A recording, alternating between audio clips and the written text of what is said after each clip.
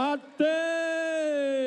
រត់ដល់10បាទសោកស្ដាយមែនទែនបាទយើងទៅសារទឹកចិត្តរបស់បញ្ញាទៅសុំទោសដល់មិត្តរួមអាជីពក៏សូមអបអរសាទរជ័យជំនះម្ចាស់ពានរង្វាន់ពីកម្ពុជា Fighter អបអរសាទរដល់រទ្ធីហុងសុបញ្ញា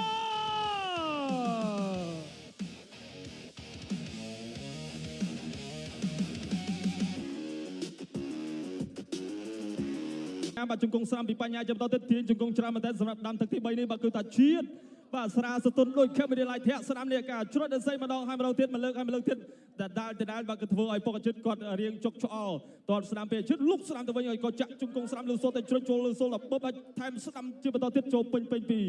រទ្ធីហុងសុបញ្ញាបាទនេះគឺជាការសងសឹកបានសម្រេចហើយក៏ជាការក្រងបាទគឺយកពីនរំ Cambodia Fighter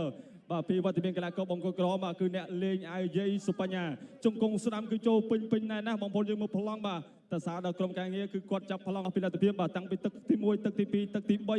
បាទគឺធ្វើការប្រកួតបាទបានយ៉ាងល្អដូចគ្នា